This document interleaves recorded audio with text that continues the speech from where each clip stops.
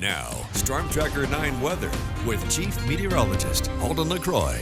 Welcome back. Hopefully you recovered from all that turkey yesterday and those Black Friday lines this morning. We still are dealing with the same weather, believe it or not, thanks to this high pressure in place. Again, normally in the summer months, this brings some of the warmest, kind of driest conditions that we see. But in the winter, this actually brings us some pretty cold air. The reason why is all of that cold air wants to sink. If you remember from science class, cold air is dense and it tries to go to the lowest point possible.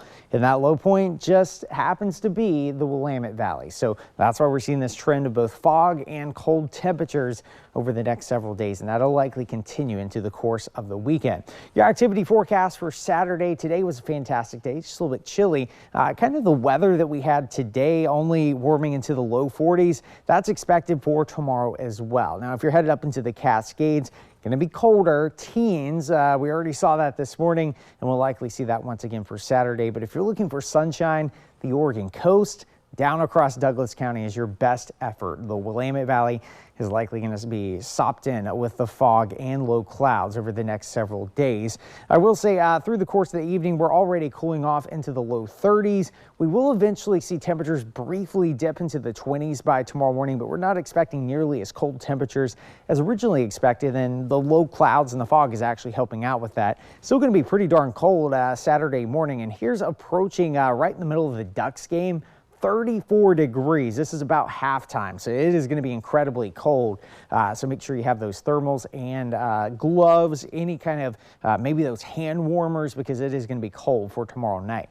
Here's those overnight lows. We do briefly get into the upper 20s by Sunday morning and Monday morning, but watch as we kind of see this uptick in temperatures. There is a reason why. We have high pressure, but eventually we are expecting a little bit of moisture, cloud cover to start moving in, and that is going to lead to the possibility of some shower chances. And anytime you add moisture, that increases the temperature at nighttime. So that's why we're seeing that there.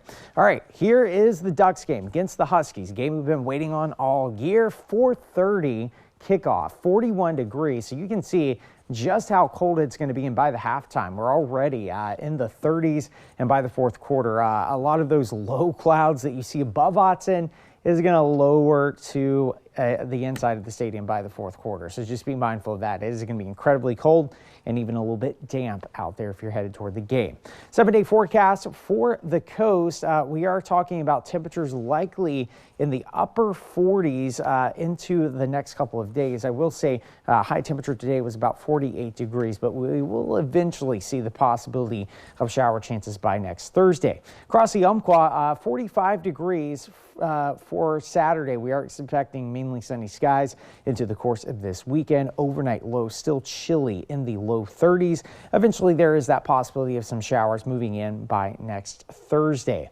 Across the Cascades, 40s all the way through. So I will say, if you are skiing, it's going to be soft in the afternoon, but the mornings could be icy because notice those overnight lows are still in the 20s. Just a quick reminder for the skiers out there and across the Willamette Valley. It is going to be cold. The high temperature today, well, we can expect that for tomorrow. And eventually we are seeing temperatures slowly warm back up. But with that, we also have the possibility of a few showers. Not a great chance, but there is that possibility next Thursday.